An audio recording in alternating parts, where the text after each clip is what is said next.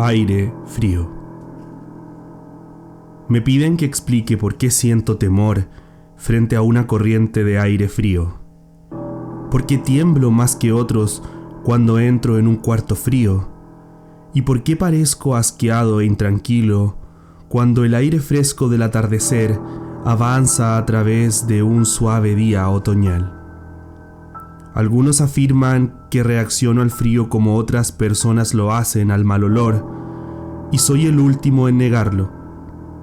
Me propongo contar todo lo relacionado con la imagen más horrible con que tuve la desgracia de encontrarme, y dejo a ustedes el juicio de si esta es o no una explicación lógica a mi particularidad. Es erróneo imaginar que ese horror está inseparablemente asociado a la oscuridad, el silencio y la soledad. Me encontré con él en el resplandor de la media tarde, en el ruido de la ciudad y en medio de un destruido y barato albergue con una encargada prosaica y 2 hombres fornidos a mi lado. En la primavera de 1923 había conseguido un trabajo lúgubre en una editorial de la ciudad de Nueva York. Y como era incapaz de pagar un alquiler considerable, comencé a caminar a la deriva desde una pensión barata a otra, en busca de una habitación que me permitiera combinar las cualidades de una higiene decente, mobiliario tolerable y un precio razonable. Pronto entendí que solo tenía una elección entre varias. Después de un tiempo, encontré una casa en la West 4th Street, que me desagradaba bastante menos que muchas por las que había pasado. El sitio era una histórica mansión de piedra, construida a mediados del siglo pasado y acondicionada con carpintería y mármol que atentaba contra su esplendor. Una costumbre desgraciada de la época. En las habitaciones altas y grandes, decoradas con un papel horrible y ridículamente adornadas con cortinas de escayola, se consumía un deprimente moho y el aroma de un oscuro arte culinario. Pero los suelos estaban limpios, la ropa blanca tolerablemente bien, y el agua caliente no se enfriaba con demasiada frecuencia, así que llegué a considerarlo, al menos, un sitio soportable para invernar hasta que pudiera realmente vivir de nuevo. La casera, una desaliñada, casi barbuda mujer española llamada Herrero, no me molestaba con chismes o con críticas de la última lámpara eléctrica quemada en mi habitación, en el 3er piso frente al vestíbulo. Y mis compañeros inquilinos eran tan silenciosos y poco comunicativos como uno pudiera desear, siendo mayoritariamente hispanos de grado tosco y crudo. Solamente el estrépito de los coches en la calle resultaba una seria molestia. Llevaba allí cerca de 3 semanas cuando ocurrió el primer incidente extraño.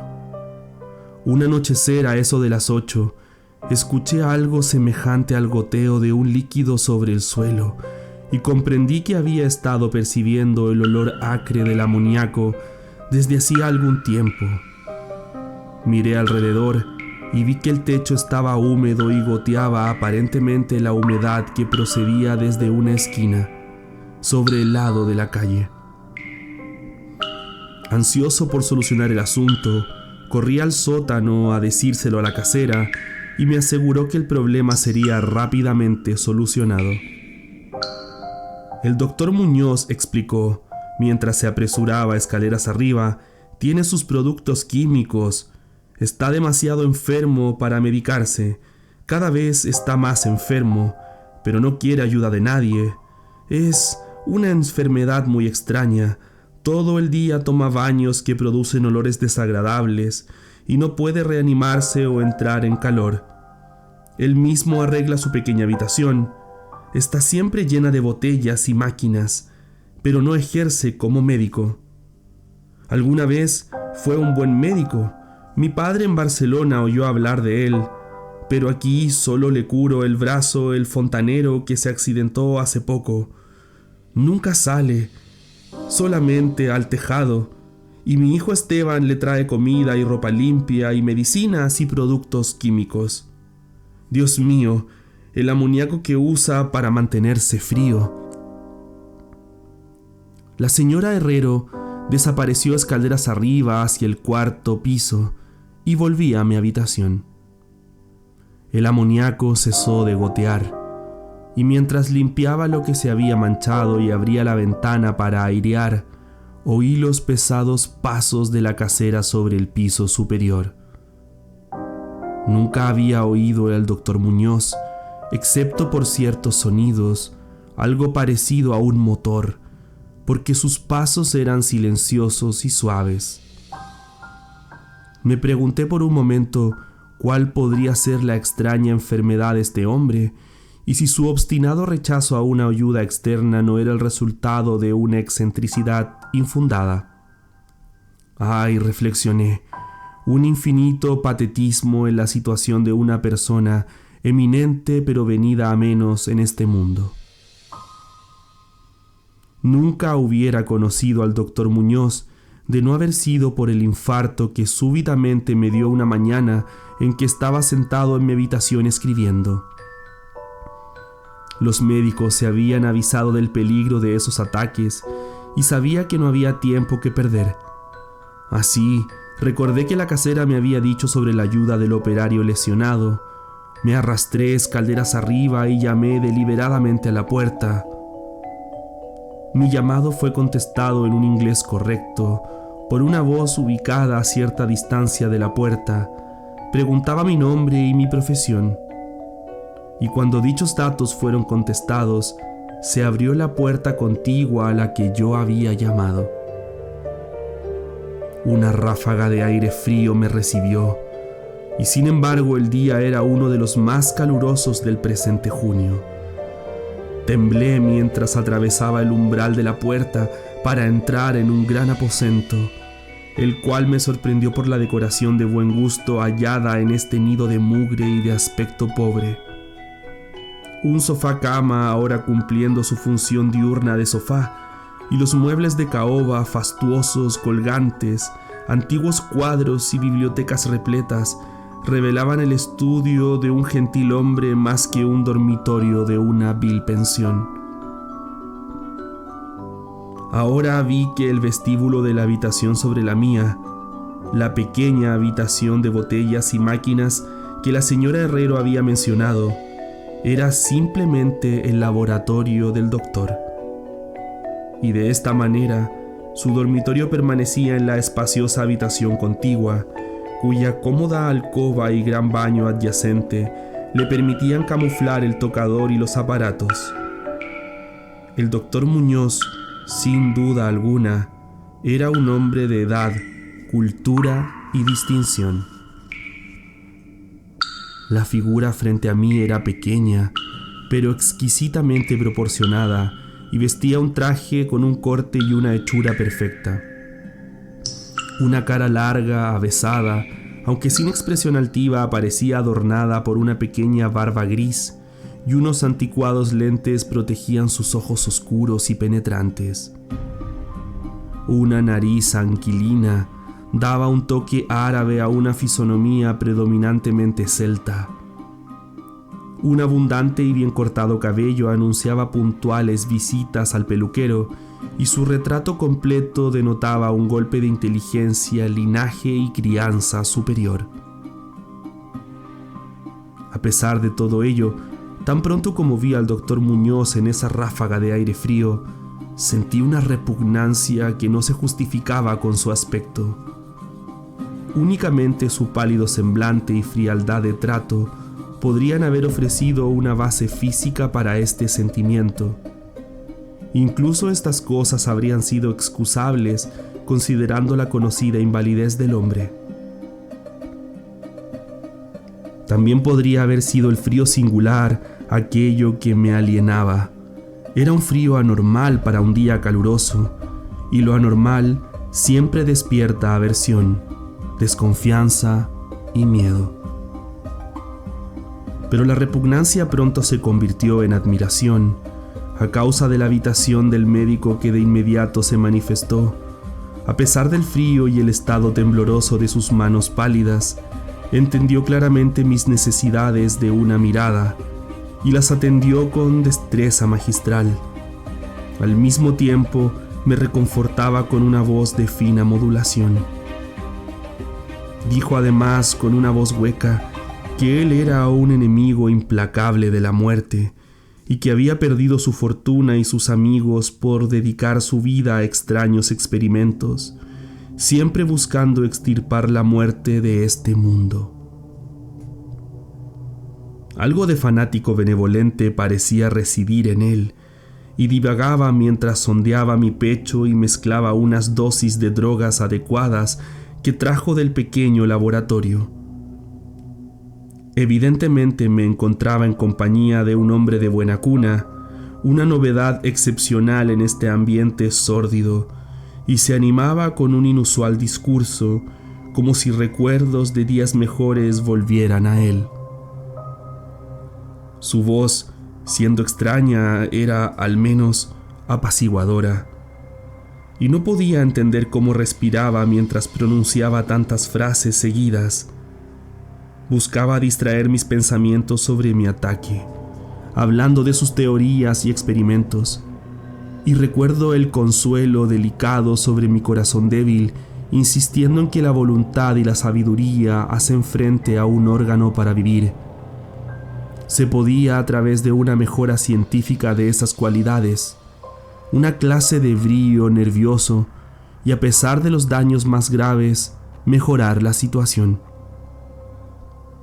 Podía algún día, dijo medio en broma, enseñarme a vivir, o al menos a poseer algún tipo de existencia consciente, sin tener necesidad de un corazón. Por su lado, estaba afligido con unas enfermedades complicadas que requerían una muy acertada conducta que incluía un frío constante. Cualquier subida de la temperatura señalada podría, si se prolongaba, llevarlo a la muerte, y el frío de su habitación, alrededor de 55 o 56 grados Fahrenheit, era mantenido por un sistema de absorción de amoníaco frío, y era el motor de esa bomba, aquello que yo había oído a menudo desde mi habitación.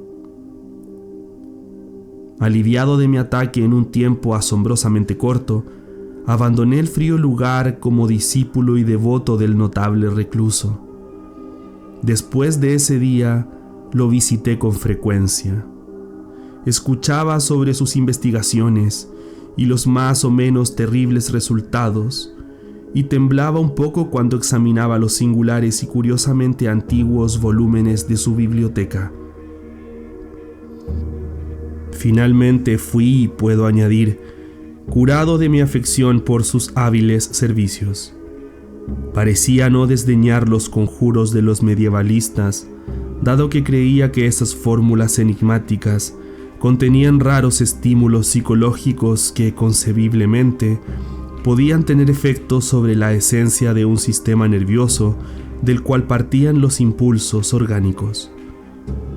Había conocido al eminente anciano, el doctor Torres de Valencia, quien había compartido sus primeros experimentos y lo había orientado a través de las grandes afecciones que había sufrido 18 años atrás, y de donde procedían sus desarreglos presentes.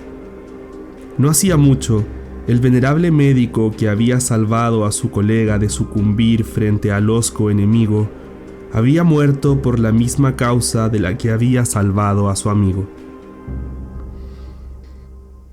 Quizá la tensión había sido demasiado grande.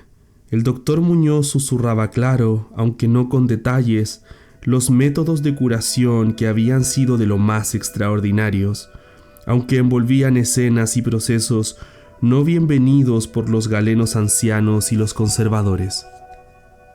Según pasaban las semanas, observé con pena que mi nuevo amigo iba, lento pero inequívocamente, perdiendo el control, como la señora Herrero había insinuado. El aspecto lívido de su semblante era ahora más intenso. Su voz a menudo era hueca y poco clara, sus movimientos musculares tenían menos coordinación, y su mente y determinación era menos elástica y ambiciosa. Poco a poco, su expresión y la conservación adquirieron una ironía atroz que me devolvió algo de la sutil repulsión que originalmente había sentido. Desarrolló extraños caprichos, adquirió una afición por las especies exóticas y el incienso egipcio hasta que su habitación olía como a la cámara de un faraón sepultado en el Valle de los Reyes. Al mismo tiempo, incrementó su demanda de aire frío y con mi ayuda amplió la conducción de amoníaco de su habitación y modificó la bomba y la alimentación de su máquina refrigerante hasta poder mantener la temperatura por debajo de 34 o 40 grados y finalmente incluso en 28 grados. El baño y el laboratorio, por supuesto, eran los más fríos, a fin de que el agua no se congelara. El vecino de al lado se quejaba del aire gélido que pasaba a través de la puerta de comunicación, así que lo ayudé a colocar unas pesadas cortinas para solucionar el problema. Una especie de creciente temor de forma estrafalaria y mórbida parecía poseerlo. Hablaba incesantemente de la muerte, pero reía cuando temas tales como el entierro o el funeral le eran sugeridos. Llegaba a ser un compañero desconcertante e incluso atroz, y a pesar de eso, en mi agradecimiento por su atención, no podía abandonarlo a los extraños que lo rodeaban, y me aseguraba de quitar el polvo de su habitación y atender sus necesidades diarias, protegido por un abrigo amplio que me compré especialmente para este fin. Asimismo, hice muchas de sus compras y me quedé asombrado frente a algunos de los productos químicos que pidió en farmacéuticos y casas proveedoras de laboratorios. Una creciente e inexplicable atmósfera de pánico parecía elevarse alrededor de su apartamento. La casa entera, como había dicho, tenía un olor rancio, pero el aroma de su habitación era peor. A pesar de las especias y el incienso y los acres productos químicos de los baños, ahora incesantes y que él insistía en tomar sin ayuda. Percibí que debía estar relacionado con su dolencia y me estremecía cuando reflexioné sobre qué dolencias podría ser. La señora Herrero se apartaba cuando se encontraba con él y lo dejaba sin reservas a mi cuidado. Incluso ya no autorizaba a su hijo Esteban a continuar haciendo los recados para él. Cuando surgían otros médicos, el paciente se encolerizaba hasta donde se le permitían sus fuerzas. Evidentemente tenía los efectos físicos de una emoción violenta, aun cuando su determinación no decrecía, y se rehusaba a ser confinado en su cama. La pausa de los primeros días del empeoramiento de su enfermedad dio paso a un brioso retorno a su objetivo. Así parecía arrojar un reto al demonio de la muerte, sin importar que el antiguo enemigo estuviera por ganar la partida. El hábito del almuerzo, que prácticamente siempre curiosamente vestido de etiqueta, fue abandonado, y solo su poder mental parecía preservarlo del derrumbamiento total.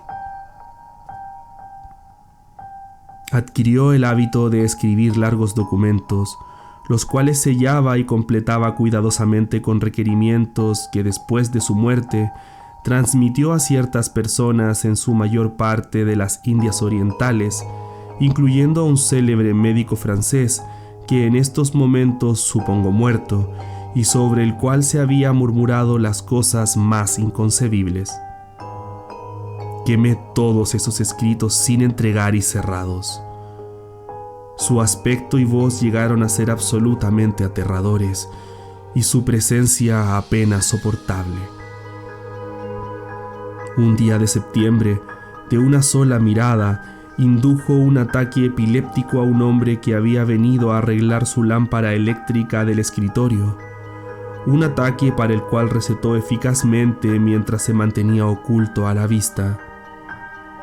La víctima, por extraño que parezca, había pasado por los horrores de la Gran Guerra sin haber sufrido ningún temor.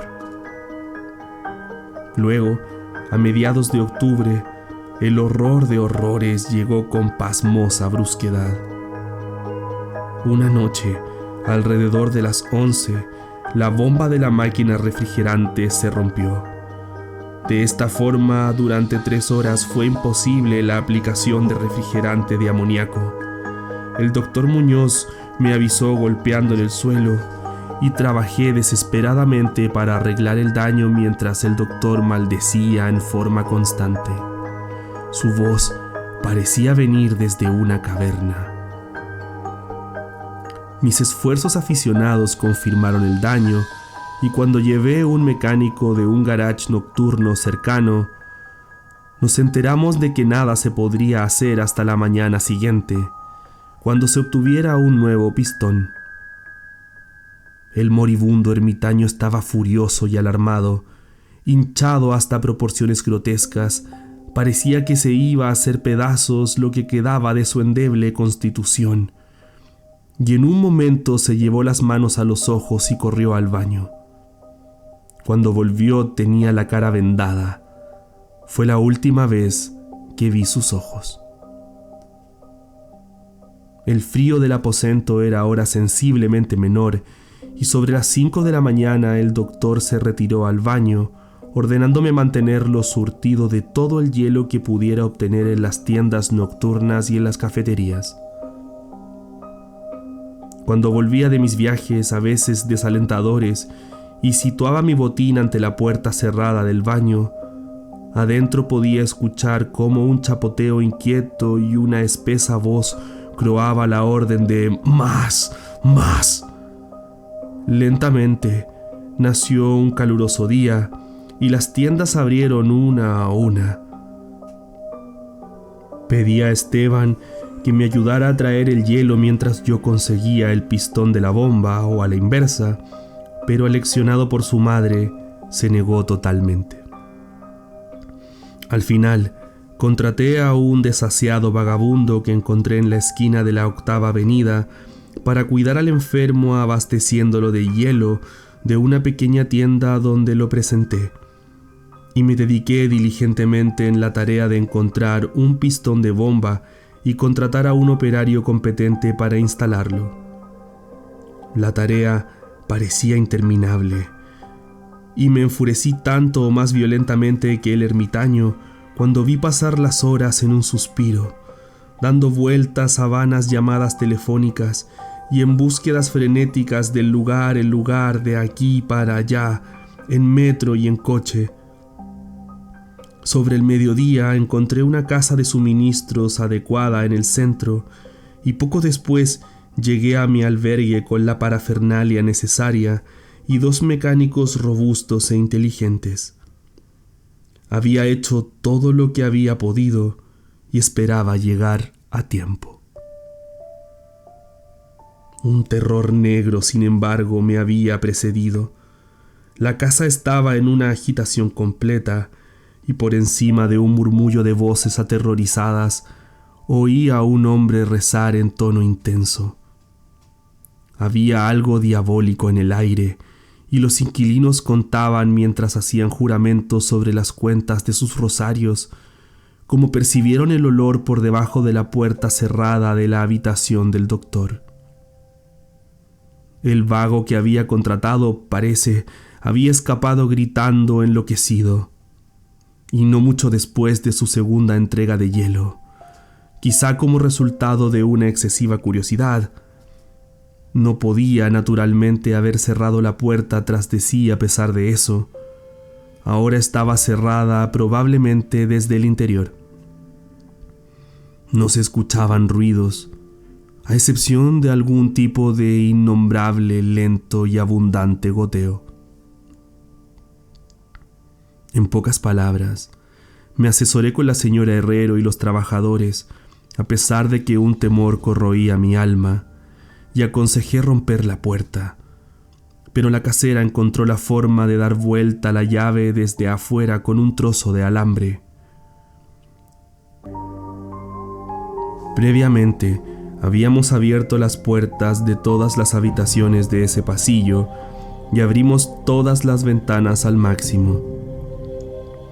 Ahora, protegidos con pañuelos, entramos temerosamente en la odiada habitación del sur, que resplandecía con el caluroso sol de la primera hora de la tarde.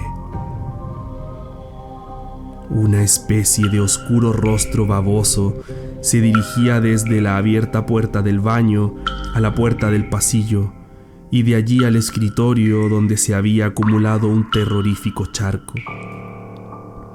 Algo había garabateado allí a lápiz, letras escritas por una mano terrible sobre un trozo de papel manchado, como si unas garras hubieran trazado esas últimas palabras apresuradas.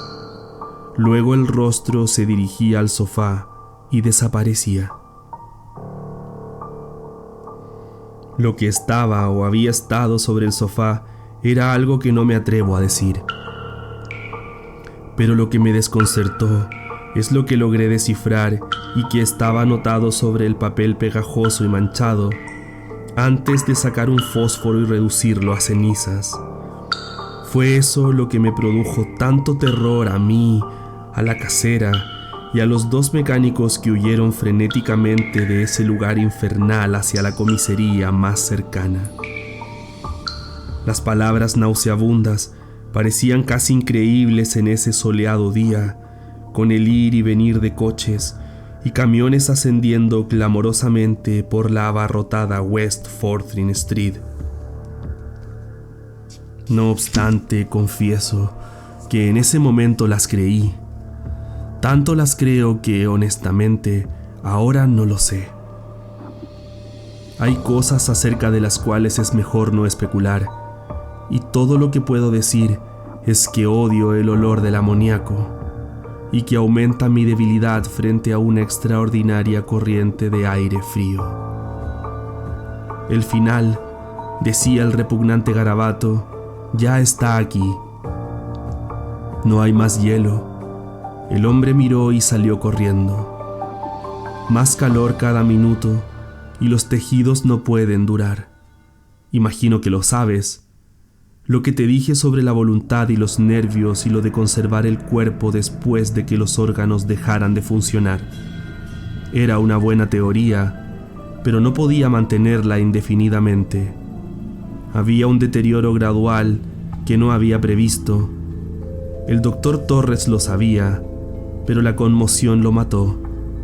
No pudo soportar lo que tenía que hacer. Tenía que llevarme a un lugar extraño y oscuro para cumplir con las instrucciones que le daba en mi carta a fin de mantenerme vivo. Los órganos nunca volverían a funcionar. Tenía que haberse hecho a mi manera, o sea, preservación artificial. Porque tiene que saber usted que fallecí hace 18 años.